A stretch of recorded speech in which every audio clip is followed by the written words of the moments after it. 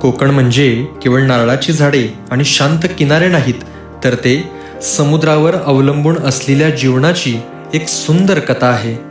समुद्रातील प्रत्येक मासा, प्रत्येक लाट आणि प्रत्येक कोळी हा या नयनरम्य कोकणाच्या महान कथेचा एक महत्वाचा भाग आहे. नमस्कार मित्रांनो, शुभ सकाळ. आजचा दिवस माझ्यासाठी खास आहे, कारण की मी चाललेलो आहे महाराष्ट्रातील सगळ्यात प्रसिद्ध ठिकाणी, अर्थात कोकणामध्ये. आता कोकणामध्ये मी कुठं जाईन हे तुम्हाला प्रवासात कळेलच. आतापर्यंत मी फक्त ऐकून होतो, म्हणजे पाहिलेलं होतं मोबाईलमध्ये, टीव्ही मध्ये पाहिलेलं होतं कोकणातील निसर्ग, तिथली खाद्यसंस्कृती, तिथली साधीभोळी माणसं आणि तिथले वेगवेगळे माशांचे प्रकार, समुद्रकिनारा, हे सगळं मला आज अनुभवायचंय. मी हे सगळं तुम्हालाही दाखवणार आहे. व्हिडिओ शेवटपर्यंत नक्की पहा. मित्रांनो, सकाळचे ठीक 9 वाजलेले आहेत आणि गावाकडच्या प्रसन्न सकाळच्या वातावरणामध्ये मी प्रवासाला सुरुवात केलेली आहे. आणि मित्रांनो, सकाळच्या नाश्त्यासाठी मी घेतलेला आहे उत्ताप्पा आणि झणझणीत गरमागरम मिसळ.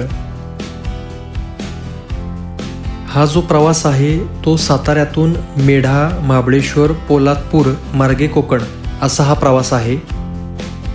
मित्रांनो, सातारा ते कोकण हा जवळपास 170 किलोमीटरचा प्रवास आहे आणि या प्रवासात पुढं घाट सेक्शन असल्यामुळं साधारणतः 5 तास एवढा वेळ लागू शकतो. आणि हा आहे महाबळेश्वरचा सुंदर, हिरवागार आणि विस्तीर्ण असा पसरलेला घाट. मित्रांनो, मुद्दाम या ठिकाणी मी गाडी थांबवलेली आहे आणि घाटातील हे सकाळचं दृश्य पहा.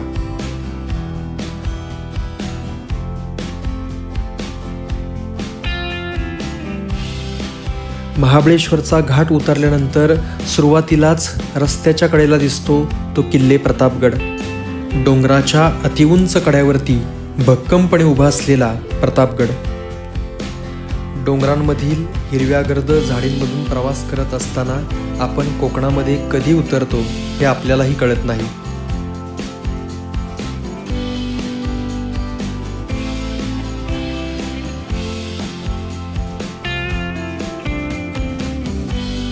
कौलाची घरं आणि नारळाची झाडं पाहून आपण खरंच कोकणात आलोय याची चाहूल लागते. दुपारच्या जेवणाचा अस्सल कोकणी बेत आम्ही दापोलीमध्ये केलेला आहे. तर आत्ता मी दुपारी जेवायला आलेलो आहे साई प्रसाद या हॉटेलमध्ये दापोलीमध्ये, आणि मी सुरमई थाळी घेतलेली आहे, तुम्ही पाहू शकता. आणि कोकणात येऊन मासे खाण्याचा एक आनंद फार वेगळा असतो. हे बघा, सुरमई. मित्रांनो, आपण चाललेलो आहोत कोकणाच्या किनाऱ्यावरील अशा एका ठिकाणी जे फक्त पर्यटन स्थळ नाही तर कोकणी जीवनाची नाडी आहे. इथे फक्त लाटा नाहीत तर मासे लिलावाचा मोठा बाजार आहे. आपण चाललेलो आहोत हर्णे बंदर या ठिकाणी. मित्रांनो, आत्ता संध्याकाळचे 5 वाजलेले आहेत. बंदरावर आल्यावरती सगळ्यात पहिल्यांदा मासेमारीचा जो सुगंध येतो तो आपण कल्पना करू शकता.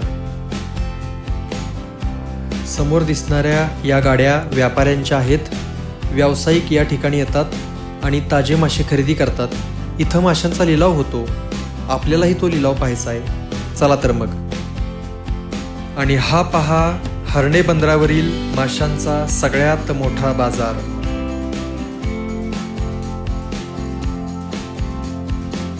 हा आवाज ऐकलात? हा नुसता गोंधळ नाही तर इथल्या लिलावाचा हा ताल आहे. 4,000 आणि 4,000.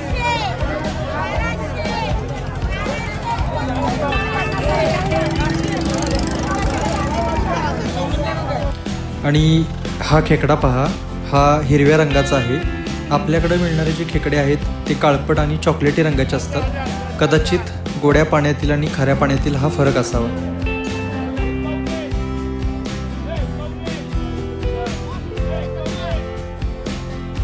इथे माशांनी इतकंच महत्त्वाचं आहे त्या कोळी मातांचं आणि भगिनींचं कष्ट. पहा त्यांची लगबग, त्यांच्या चेहऱ्यावरचा आत्मविश्वास आणि माशांमधलं ज्ञान किती अफाट आहे. मित्रांनो, हा आहे माशांच्या लिलावाचा रणसंग्राम. इथे शांतता नसते, इथे असते उत्साहाची आणि स्पर्धेची किलबिल.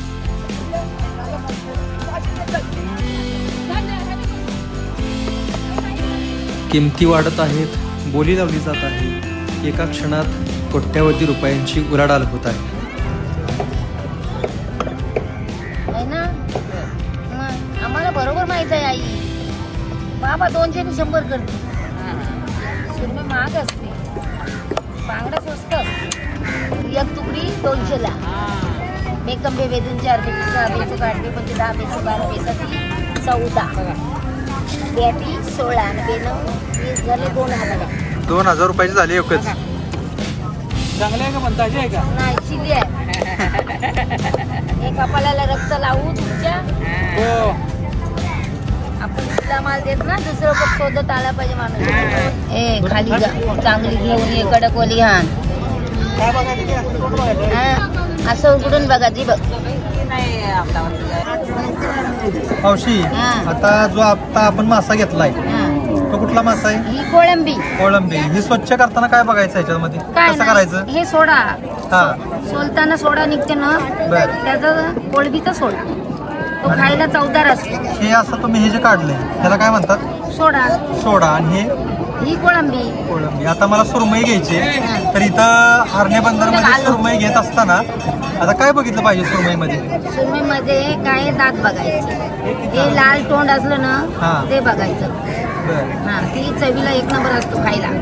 आता ही साधारणतः किती रुपयाला सुरमई मिळेल आपल्याला? 1 आता किलो वगैरे घेतली. आता म्हणजे लवकर आला असत ना ते 400 रुपये किलो भेटले असते. आता महाग भेटत. हरणे बंदरला बाजार किती वाजता भरतो? 4ला. 4ला भरतो. हा. आणि संपतो कितीला? सकाळी 8ला भरतो. भरतो परत एकदा. हा. संध्याकाळी 4ला. 4ला भरतो. हा, तो आता साळा संपला. मग ताजी जर का आपल्याला मच्छी पाहिजे असेल तर कधी आलं पाहिजे? तरी 3:30. 3:30ला आलं पाहिजे. बरं. आता ही जी सगळी आपण ही कोळंबी घेतली ती मला वाटते साधारणतः 500-700 मिळते लवकर आल्यावरती. उशीर आला तर त्याचा रेट 1000च्या वर जाईल. गेलेलं 350 पण भेटतो एवढी कोळंबी. होय का? लवकर आला असतो. तुम्ही किती वर्षापासून इथं हे करताय? मला आता 15-16 वर्ष झाली. 15-16 वर्ष. आणि हे आता जे तुम्ही स्वच्छ करताय याचं किती रुपये घेणार आमच्याकडून? आता घेणार तुमच्याकडून 100 रुपये. 100 रुपये. फक्त 100 रुपयात हे सगळं आपण लोक स्वच्छ 200 करतो. घेतले असते, मला 100 रुपये दिलेस. 100 रुपयामध्ये हे सगळं करून देतो. आता मी जर का सुरमई आणली तर ते पण स्वच्छ करून देणार ना तुम्ही? हो, त्याचे पण 100 देणार. तर मित्रांनो लक्षात घ्या, जर तुम्ही कधी इथं हरणे बंदरवरती आला तर या मावशींना नक्की तुम्ही शोधून इथं या. ते 100 रुपयामध्ये तुम्ही आणलेली सर्व मच्छी साफ करून देते. ठीक आहे, चला पाहूया आता बाकीचा आपण हरणे बंदरचा व्हिडिओ. मित्रांनो, संध्याकाळचं बंदरावरील हे दृश्य पहा. खरं तर या उत्साहाचा जो आधार आहे तो इथला कोळी बांधव आणि त्यांच्या कुटुंबियांची मेहनत आहे. वादळांना, लाटांना आणि अनंत अडचणींना तोंड देऊन ते आपला वारसा मोठ्या हिमतीने जतन करत आहेत. मित्रांनो, सनसेट व्ह्यू ज्याला म्हणतात तो इथे पहा. दिवसभर समुद्रातील लाटांशी झुंज देणाऱ्या होड्यांच्या दुरुस्तीचं काम इथं सुरू आहे.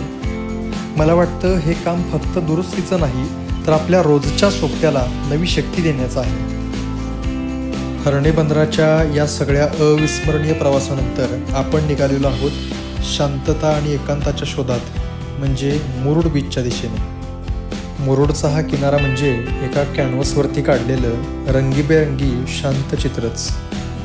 दिवसभरातील प्रवासाच्या थकव्यामुळं आत्ता मी चाललेलो आहे माझ्या रूममध्ये राहण्यासाठी आणि उद्या सकाळी मी लवकर जाणार आहे समुद्रामध्ये पोहण्यासाठी. मुरुड बीचच्या जवळच राहण्यासाठी असलेल्या या रूम पहा. मी ज्या ठिकाणी रूम घेतलेली आहे ते बीचच्या अगदी 2 मिनिटाच्या अंतरावरती असलेलं हे दुर्गासागर रिसॉर्ट. मित्रांनो, इथे बघा पार्किंगसाठी प्रशस्त जागा आहे. समोर राहण्यासाठीच्या या खोल्या आहेत. त्याचसोबत त्याच्या बरोबर विरुद्ध बाजूला जेवणासाठी एक प्रशस्त असा आणि खूप सुंदर असा हॉल बनवलेला आहे. संध्याकाळी मुरुड बीचवरून घेतलेले जे मासे आहेत ते तयार करायला मी इथं दिलेले आहेत. आपण किचनमध्ये जाऊयात आणि बघूयात मासे कसे तयार करतात. मित्रांनो, ही तयारी चाललेली आहे सुरमई फ्राय बनवण्यासाठी. सोबत मी त्यांना सांगितलेलं आहे कोळंबीचं कालवण बनवण्यासाठी.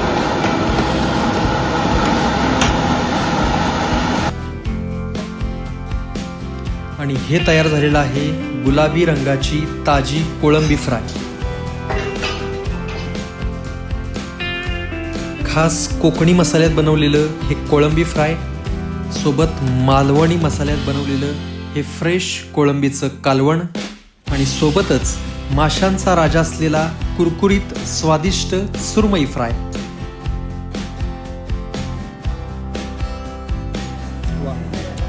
अप्रतिम अशी ही चव.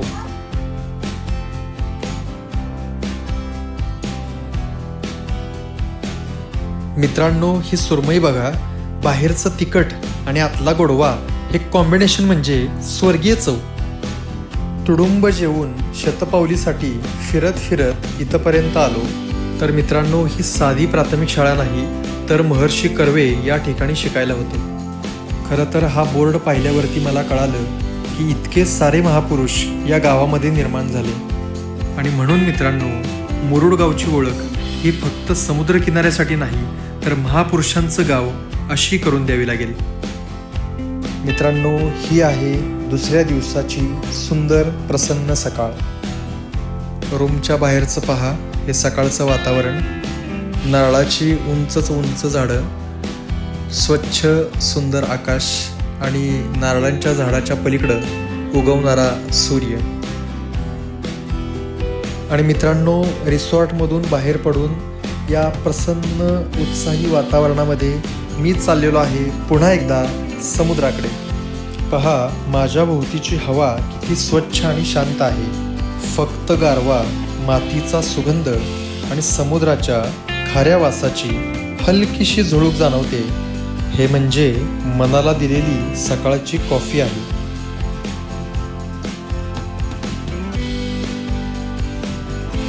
रात्रीच्या काळोखानंतरची ही सकाळ म्हणजे जणू निसर्गाचं पहिलं ध्यान आहे. सगळं वातावरण बघा, किती निर्मळ, शांत आणि शुद्ध वाटतंय.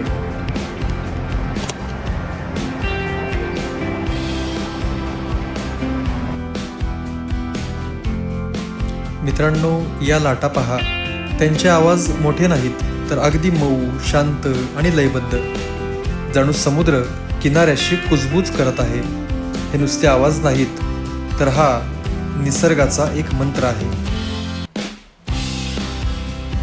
समुद्राच्या किनाऱ्यावरची ही सकाळ आपल्याला शिकवते की जीवनात कितीही मोठे वादळ आणि संकट आले तरी प्रत्येक दिवसाची सुरुवात आपण अशीच शांतपणे आणि नव्या उत्साहाने करू शकतो.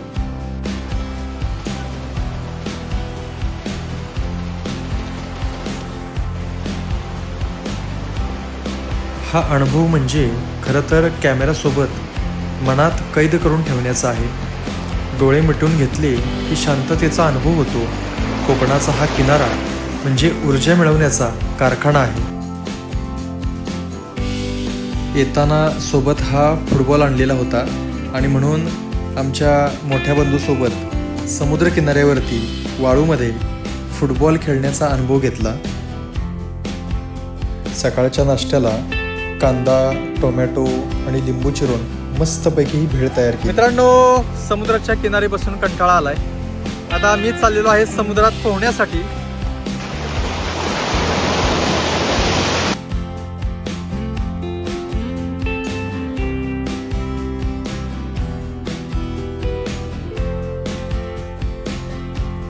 तर मित्रांनो, आता वेळ झालेली आहे या सुंदर कोकण भूमीचा निरोप घेण्याची. तुम्हीही एकदा या ठिकाणी अवश्य या आणि समुद्राच्या खऱ्या चैतन्याचा आनंद घ्या. मित्रांनो, तुम्हाला हा व्हिडिओ कसा वाटला हे नक्की सांगा आणि पुन्हा भेटू नव्या प्रवासासह नव्या किनाऱ्यावर. धन्यवाद.